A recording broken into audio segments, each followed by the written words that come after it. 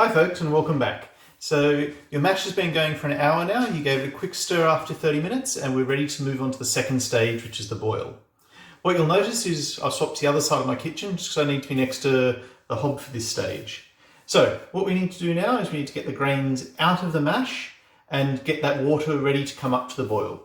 So we're going to open up our pot. And if we look inside, your pot is going to look something like this, hopefully. So you've got like the mash and the grains all sitting there nicely. So I'm just going to put you back up over here. And what I'm going to do is I'm going to pull this together.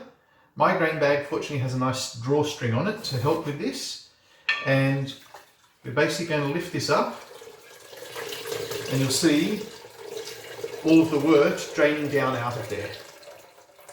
Now before I did this, sorry, I should have told you, I've actually prepared in advance and I have a second pot here,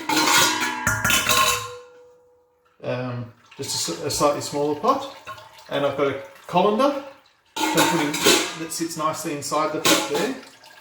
And what I'm going to do after the majority of the water is drained out, this can take about 15 minutes to drain, and I'm not strong enough to stand here holding this for 15 minutes. It gets very heavy after a few. So I'm going to move this bag across and just sit it in the colander there, and that'll keep draining through into this second pot, but it means we can get started with the first one. So I'm bringing my pot over to the stove. To this pot, if you have a smell of it, it smells a delicious malty flavour, and if you have a quick taste, you'll find that it's very sweet. You should be able to taste those sugars that have come out of suspension. Don't worry about my dirty finger because we're going to boil this now. If there are any germs, it's going to come off. So what I'm doing is I'm adding 3.3 litres of extra water to the pot. The amount that we've got there is actually the amount we want to end up with, but we're going to boil this water for about an hour. And during that time, another 2.5 litres of this water is going to disappear and go up in steam off of the pot. So that's why we need to add the extra in now, otherwise it'll be too concentrated at the end. And you'll notice I put that lid straight back on the bottle again so that I can use this to stay sanitary for later.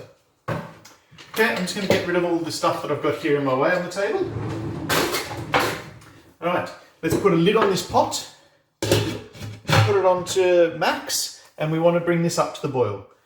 Keep an eye on it, because of the proteins in there, as it starts to bubble, it'll start to form a foam on the top. And if you've got the lid cover sealed on there when it reaches that point, it's going to boil over and make a sticky mess all over your counter. So just use the lid to get it up towards the boil, but then you're going to have to take the lid off before it actually starts boiling properly. I'm just going to pause for a minute here, and then I'll come back. Okay, and we're back. So it's been about 10 minutes. What you'll find is your pot is starting to come towards the boil, because that's, at least on my stove, if you've got a good big hot gas burner, it might come up to the boil in less time than that. What I'm going to do, you should find that the majority of the extra liquid has now drained out of our grains. Some people like to squeeze it at this point. I don't. I think you end up with a clearer beer if you don't squeeze the extra proteins out. And you're not going to get that much extra sugar. So I'm just taking this over the sink. I'm going to take the bag out and then come back and I'm going to pour all of the extra liquid that collected into the pot.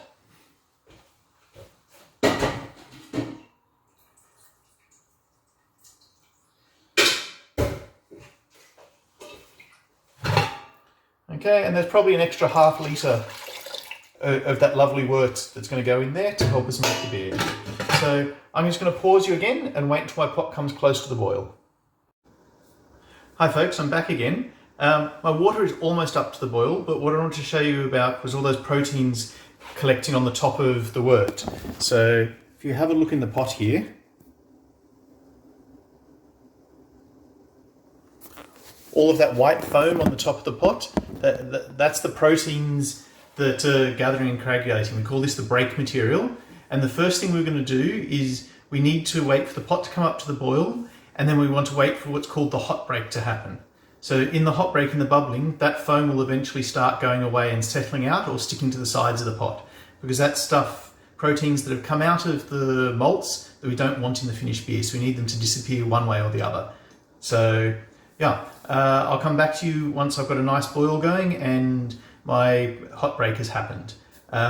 Yep, just be careful. This is the spot where if you have the lid still on the pot, those proteins are going to form foam and bubble up over the top and make a big sticky mess. So from this point onwards, you need to have your lid off. So just to show you, as the boil gets going, the break material pushes away to the sides and will slowly start clearing.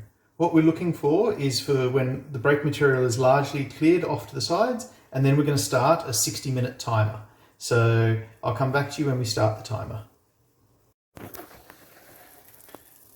Okay, as you can see now, almost all of that break material is cleared from my wort now. So what I'm going to do is I'm going to leave the lid off my pot, and I'm going to start a 60-minute timer because we're doing this boil for 60 minutes. During that time, the wort is going to develop and it's going to reduce down, getting rid of some of that extra water that we added earlier so we get the right amount to have in our final beer.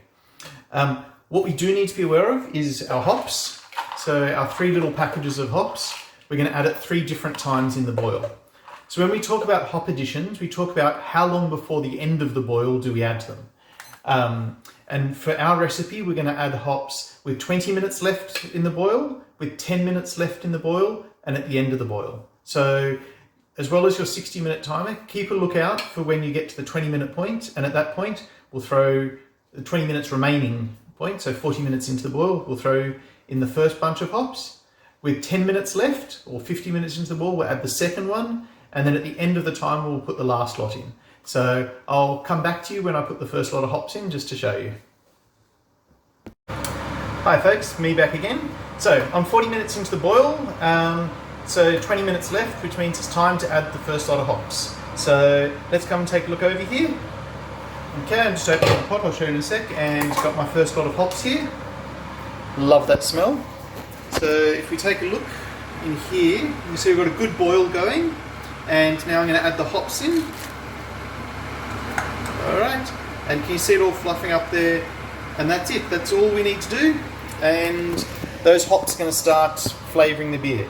So as I said at the start, the purpose behind hops is it adds bitterness to the beer, it adds flavour and it adds aroma, and also it adds they have antibacterial properties. So this is one of the ways that the beer will help not to go off and not to get infected. The other 2 reasons that help beer not get infected, firstly, is the alcohol in it. So by the time the yeast has grown that alcohol up to 3.5–4%, there's not many things that are going to survive, bacteria that are going to survive in that, and the acidity. So the water may be started at a pH of anywhere between 6 and 9, depending on the water that you've got. When we added that malt though, it brought the pH down to about 5.2, 5.3 pH. By the time this beer is finished, it'll have settled down to about 4.5% pH. So that acidic environment also inhibits the growth. So anyway, that was the first edition with 20 minutes of the boil remaining. The next edition is with 10 minutes of the boil remaining, so I'll be back to talk to you again when we add that edition. Hey folks, back again. So there's 10 minutes of the boil left. It's time to add our second edition of hops. So exactly the same as last time, just throw them into the boiling pot and let them do their thing. You may have noticed I have my lid on. I was struggling to keep a boil here just because it's a bit cold in my area, so I had the lid slightly like half on the pot. So you still want that steam to evaporate off, so it was reducing down, but I just need to do that to keep the boil running. With 10 minutes to go, there's a couple of other things that I want you to prepare now. So I'm just going to take this camera for a walk and show you what I've got.